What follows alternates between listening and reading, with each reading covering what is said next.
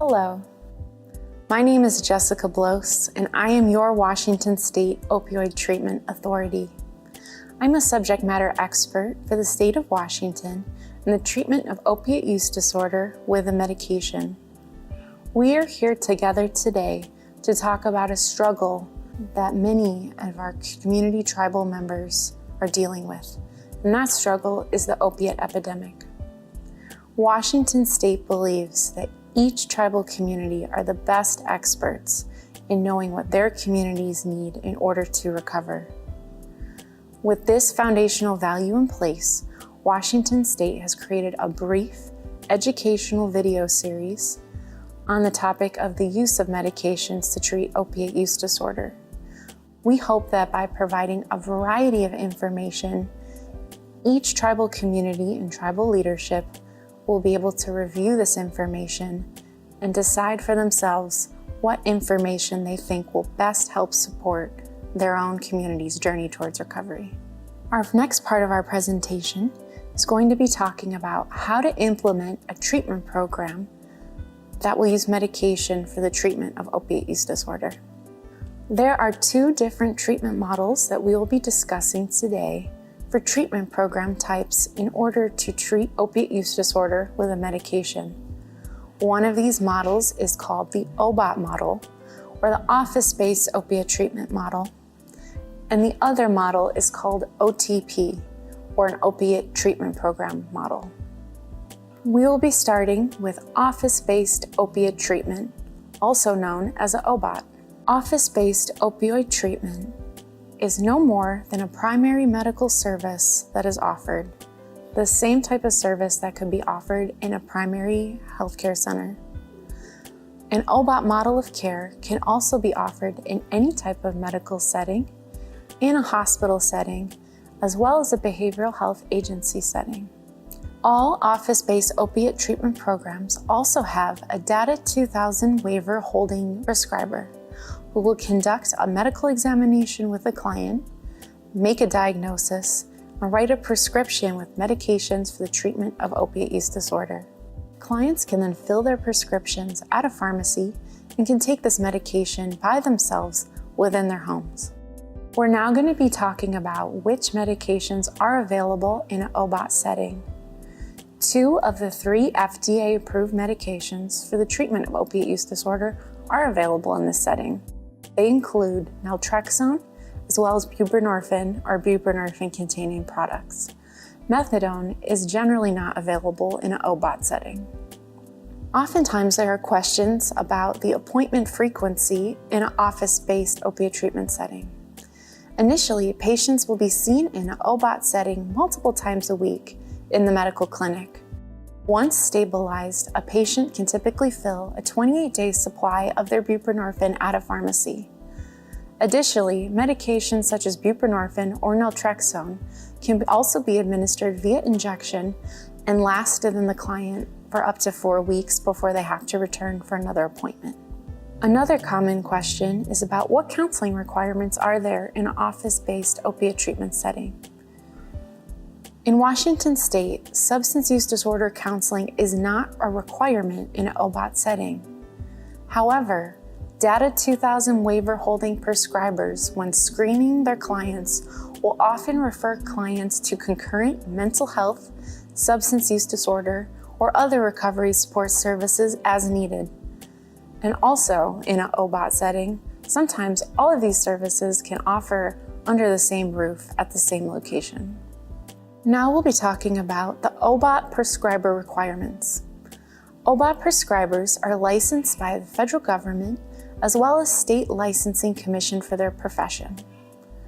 Prescribers in Washington State who hold either a MD, a DO, PA, or ARNP license are able to prescribe buprenorphine-containing products as long as they also hold a Data 2000 waiver from the federal government through the offices of SAMHSA CSTAT as well as the DEA. This will allow the individual practitioner to prescribe buprenorphine-containing products for the treatment of opiate use disorder. An OBOT is not considered a licensed behavioral health agency in the state of Washington. This means that Washington State Department of Health will not license or inspect an OBOT clinic. However, Washington State Department of Health will complete a site visit at an OBOT if there is ever a client complaint about services. Another important thing to note is that naltrexone can be prescribed in any type of medical setting, regardless of if a practitioner has a Data 2000 waiver. This is because naltrexone is not considered a controlled substance and can be prescribed, again, in any setting. The second type of model that we'll be discussing is the Opiate Treatment Program model, otherwise known as OTP. In Washington State, OTPs, or Opiate Treatment Programs, are considered licensed behavioral health agencies.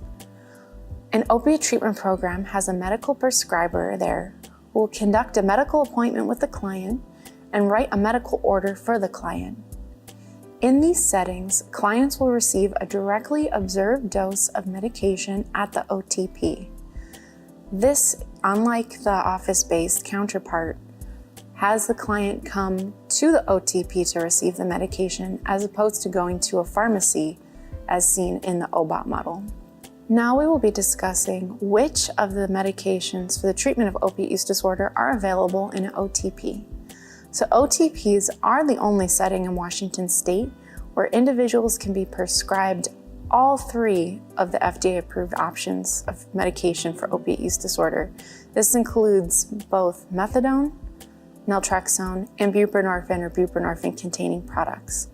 Again, OTPs are the only setting in Washington State at this time that is eligible to provide individuals with methadone. So a common misnomer of OTPs is that clients will have to go and get their medication there every single day, forever. This is not accurate. At an OTP, clients will often start with directly daily observed doses of medication, which will be provided to them by staff, such as an LPN or an RN. There are federal rules regarding how many take-home doses of methadone a client can receive at an OTP over time. However, once stabilized on their medication, clients can increase their amount of take-home medications or take-home doses, or have the ability to transition to an OBOT. Counseling in an OTP. In Washington State, OTP are considered licensed behavioral health agencies, and therefore, under state and federal law, all clients at an OTP must engage in concurrent behavioral health counseling in addition to the medications they receive at an OTP. We will now also talk briefly about how to become licensed and certified as an OTP. In Washington State, opiate treatment programs must be licensed and certified by all of the following entities: the Washington State Department of Health as a licensed behavioral health agency, the Washington State Pharmacy Commission, as well as federal partners with SAMHSA, CSTAT, the DEA, and a federally recognized accreditation body. We will now be talking about Indian Health Services encounter rate that is specific for opiate treatment programs, or OTPs. Regarding the IHS encounter rate for tribally operated OTPs, these programs are eligible to receive an IHS encounter rate. For an example of rates, the 2019 rate was $455. Tribally operated OTP are responsible for state portions of IHS encounter rates. For American Indian Alaska Native clients, there is no state portion of an IHS encounter rate, and for non-American Indian Alaska Native clients, in the Medicaid fee-for-service program, the state portion may vary depending on the client's Medicaid eligibility categories. For more information on the specific IHS encounter rate regarding OTPs, please contact Washington State Healthcare Authority Tribal Affairs staff. They can be reached at tribalaffairs@hca.wa.gov. Tribally operated OTP programs are financially viable, and much like the OBOT settings, many tribally operated OTP are offering medications for the treatment of opiate use disorder, as well as behavioral health counseling and primary healthcare services, all at the same location. We hope that this information has been helpful for you today. Please know that we are only ever an email or phone call away. If you have an interest in getting advanced technical assistance or consultation, please contact the Washington State Healthcare Authority Tribal Affairs Office to set up an appointment.